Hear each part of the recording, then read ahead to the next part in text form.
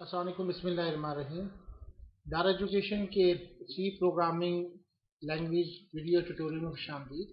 आज हम बाकायदा तौर पे सी का आगाज़ करेंगे और हम देखेंगे कि किस तरीके से आप लोग एक सी के अंदर एक जस्ट सिंपल स्टेटमेंट जो है वो डिस्प्ले कर सकते हैं। You have seen a basic structure of C program, जो हमने लास्ट टाइम पे मैंने आपको बनाया भी था, जिसमें मैंने आपको बताया था कि एक नंबर साइन डाल के इंक्लूड stdio डाटा एच, नीचे में लिखा void main, that was the basic structure.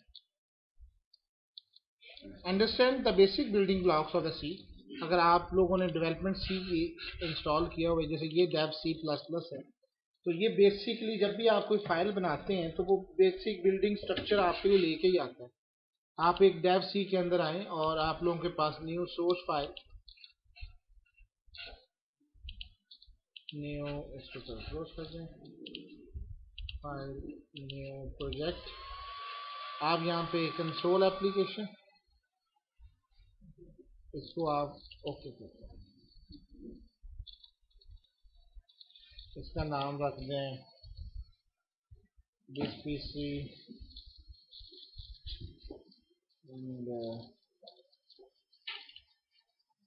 C program.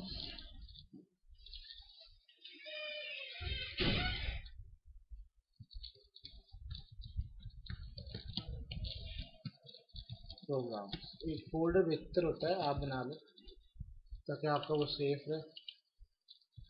Basic C program, आप सी का करना है, मैंने सी प्लस प्लस कर दिया।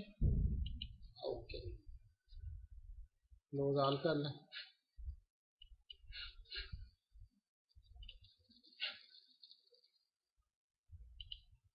New source project, new project, यहाँ से सी प्रोजेक्ट को ले लें, सी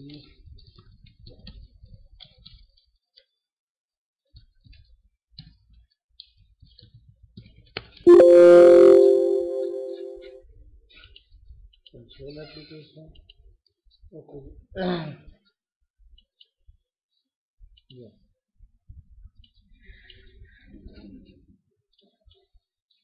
ये आ गया जी, ये stdio.h मैंने पहले ही आपको बताया कि वो स्टैंडर्ड इनपुट आउटपुट के लिए है। इनपुट आउटपुट से क्या मुराद है वो अभी भी हम डिस्कशन करते हैं, लेकिन बहरहाल ये जो आपके पास स्ट्रक्चर आ रहा है that is a complete structure for the C programme.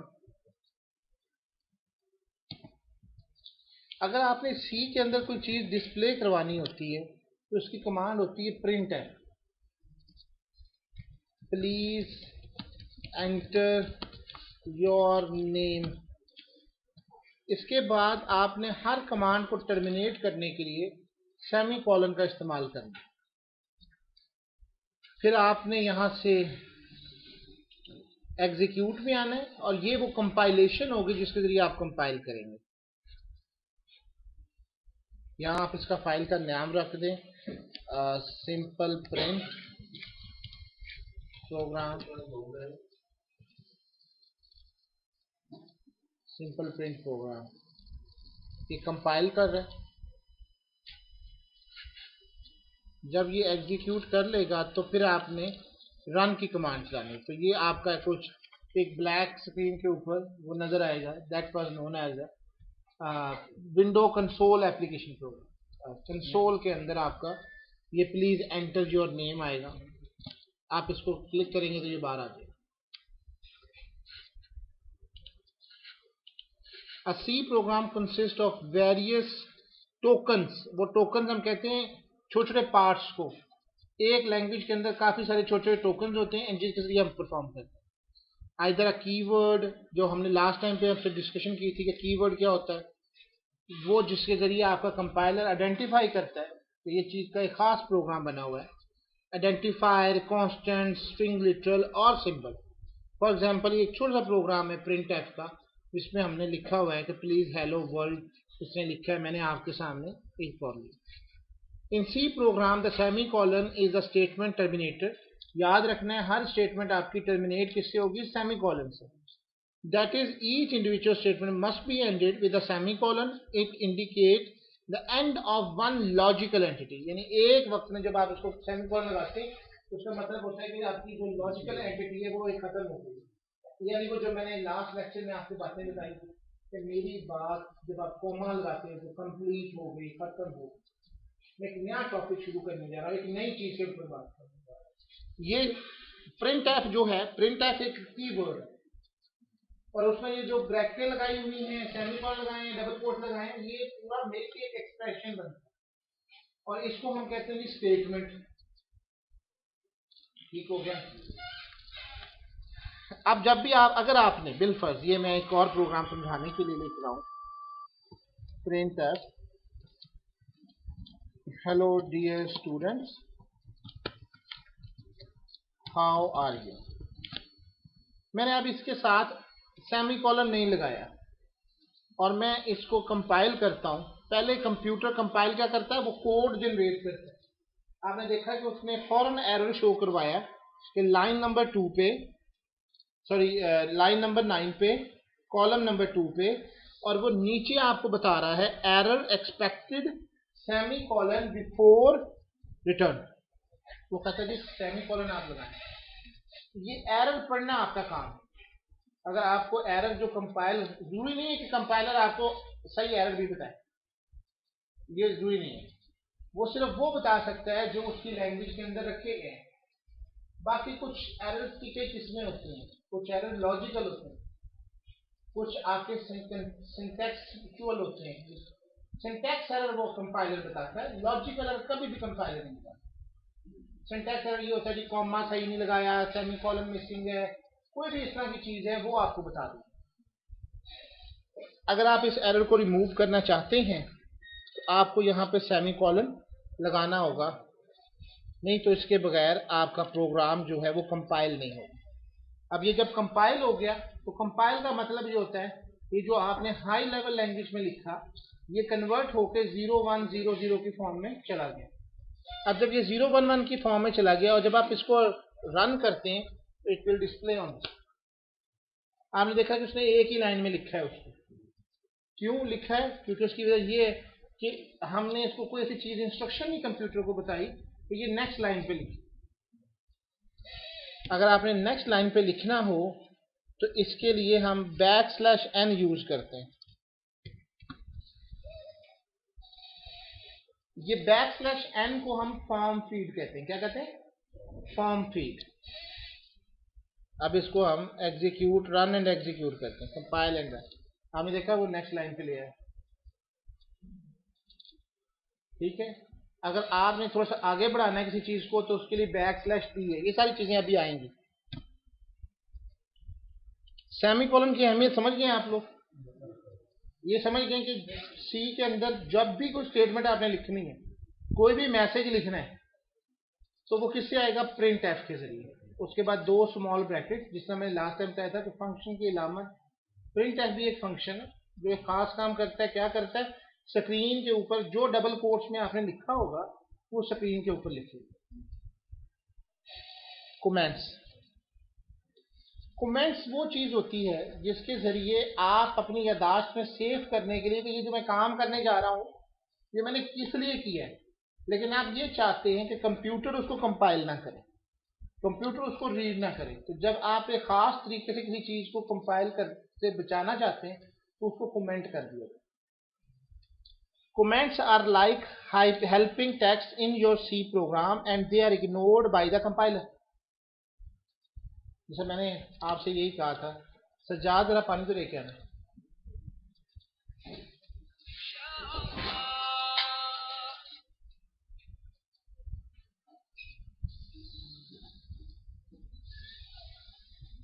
अब ये जो मैंने सज्जाद को पानी लाने के लिए कहा है, मैंने बकाया इंस्ट्रक्शन इसको नहीं दी।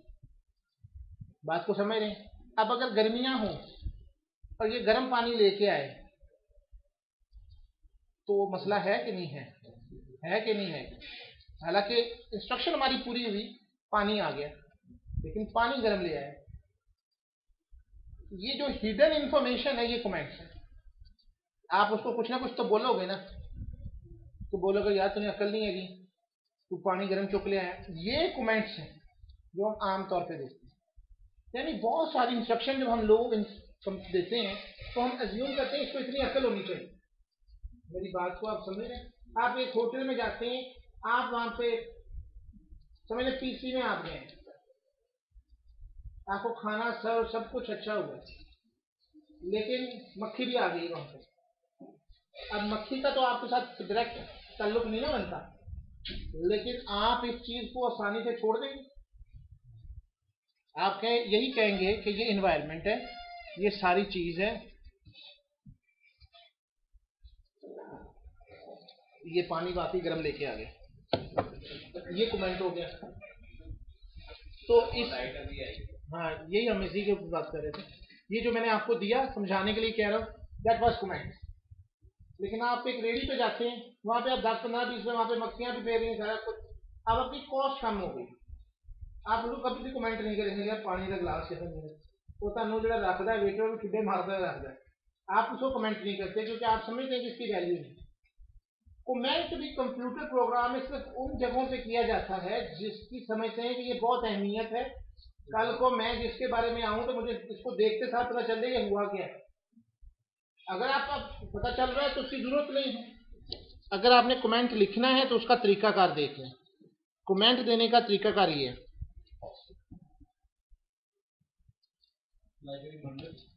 ये बैकस्लैश लगानी है, स्टार लगाना है, ये सब बाकी जो है वो कर देगा, ठीक है। Enter the marks of student, समझ लें मार्क्स ऑफ स्टूडेंट। मैं समझता हूं कि यहां तक समझ आ जाए ये मैं करने क्या जा रहा हूं। जहां तक मैंने कर देने वहां पे फिर उल्टा हिसाब करना है, पहले स्टार लगाना है और फिर बैक स्लैश लगाना है। तो ये जो सबज रंग की लाइन लिखी गई है दैट वाज कमेंट। कमेंट को कंपाइलर रीड नहीं करेगा, ठीक है। बाइनरी कोड में उसको एग्जीक्यूट ही नहीं करेगा, उसको इग्नोर कर देगा। इसके बाद जो नेक्स्ट है इसको पढ़ लें, and they are ignored by the compiler. जब कंपाइलर ही नहीं पढ़ता उसको तो 10 कैसे बनेगा। The start with the backslash star and terminate with the characters. Identifiers. A C identifies the name used to identify a variable, function or any other user defined item. ये जो आप फंक्शन बनाते हैं, आपका नाम वकास, कभी आपने 1 2 3 वाला नाम सुना है? किसी स्टूडेंट का या किसी आदमी का वकास, नाम हमारी पहचान है। बिलाल, सजाद, सैफ, इन नामों से पता चलता है कि we belong to a Muslim family और we belong to a male. Razia belong to a female. इसी तरह से Nobita Hindu. Name is very very important for us. जब हम वेरिएबल्स बनाते हैं, कांस्टेंट बनाते हैं, फंक्शन बनाते हैं, अगर हमने सही तरीके से प्रॉपरली उनकी नेमिंग नहीं की जो कंप्यूटर के लिए एक्सेप्टेबल नहीं है तो वो हमें आइडेंटिफायर को तस्लीम नहीं करेगा। इसके लिए वैलिड आइडेंटिफायर की कुछ शर्तें हैं। पहली शर्त ये है कि जो आपका वेरिएबल का नाम है वो 1 से स्टार्ट नहीं होना। कभी भी कोई वेरिएबल जब ये सिर्फ इसी लैंग्वेज के रूल नहीं बता रहा, क़यामत तक आपके लिए जितने भी लैंग्वेज आप पढ़ते हैं उन सब के रूल यही है। पहला लफ्ज जो है, पहला कैरेक्टर जो है वो 1 से लेके 0 से लेके 9 में से कोई कैरेक्टर नहीं होना चाहिए। स्पेस नहीं होनी चाहिए। कोई स्पेशल कैरेक्टर जैसे कि स्टार, डिवाइड, मल्टीप्लाई, जमा, तफरीक, ज़रब, तकसीम नहीं होना चाहिए। आप अंडरस्कोर यूज कर सकते हैं, ठीक है। मिक्सचर ऑफ, पहला लेटर आपका कैरेक्टर होना चाहिए, उसके बाद आप गिनती स्टार्ट कर सकते हैं। ये वही वाले रूल्स हैं जो कि एक लैंग्वेज के यूज के लिए, that was known as identifier rules. जब आपने वेरिएबल नेम रखना है तो इसके तहत रखना है। Identifiers are the name used to identify variable, function और any other user defined. User defined जो आप डिफाइन करते हैं। An identifier start with a letter A to G, यानी ए टू जी से लाजमन स्टार्ट होना चाहिए। और एन अंडरस्कोर जो मैंने अभी आपसे बात की, फॉलोड बाय जीरो और मोर लेटर्स, अंडरस्कोर एंड डिजिट्स। आप अंडरस्कोर के बाद आप जो मर्जी लगा दें, जीरो लगा दें, वन लगा दें, ABC लगा दें, कोई फर्क नहीं पड़ता। C does not allow punctuation character, जैसे कि at the rate, dollar, percentage, ये आप नहीं यूज कर सकते, कोई सिंबल नहीं, सिवाय अंडरस्कोर के कोई सिस्टम। इसलिए आप जब ईमेल बनाते हैं तो उसमें अंडरस्कोर डाल लेते हैं, लेकिन और कोई कैरेक्टर नहीं आ सकता। उसकी रीजन ये है कि क्यों ईमेल में नहीं आ सकता, क्यों स्पेस के बाद ईमेल नहीं बनता, उसकी वजह ये होती है कि ये आइडेंटिफाई नहीं लेता। Here are some example of acceptable identifier. ये acceptables हैं, जैसे MOHD, Zara, ABC, move underscore name, A underscore 123, my name underscore temp, J। आपके सामने मैं एक वेरिएबल बना रहा हूँ। फॉर एग्जाम्पल मैं एक वेरिएबल बनाना चाह रहा हूँ, और वेरिएबल कैसे बनते हैं? लेट्स सपोज इंटीजर, मैं कहता हूँ स्टूडेंट रोल नंबर, ये एक्सेप्टेबल है। मार्क्स एक्सेप्टेबल है, अंडरस्कोर लगाया। स्टूडेंट नेम, आप देखेंगे कि ये अभी कर लिया। अब इसी तरह से वन नंबर, ये। अब इसको मैं प्रोजेक्ट पे जाके, सॉरी एग्जीक्यूट पे जाके कंपाइल करता हूँ। You can see the errors work. वो कहता नहीं जी एक्सपेक्टेड, ये पॉसिबल नहीं है। वो कहता नाम स्पेस नहीं आ सकती। आप लोग ये देख रहे हैं, लेकिन फिर भी आप लोगों ने यही गलतियां बार बार करनी। अगर मैंने इसमें ये स्टार डाल दिया, अब देखिएगा वो कहता है नो इंटीजर कांस्टेंट, स्टार भी एक्सेप्टेड, एट द रेट भी एक्सेप्टेड नहीं होगा, सिर्फ ये एक्सपेक्टेड है। अब अगला एरर दे देगा वो कहता जी कि ये जो है ना, ये क्या ब्रैकेटें तुम लेके आ गए हो, ये जो वन है, आप देखें ना वही पोजीशन पे लेके जा रहा है आपका कर्सर, जो आपका एरर है। वन नहीं हो सकता, n1 0 कर लो, वो इसको एक्सेप्टेड कर लो, लेकिन पहला नहीं एक्सेप्टेबल। अब ये ठीक हो, ओके, ये भूलेगा तो नहीं।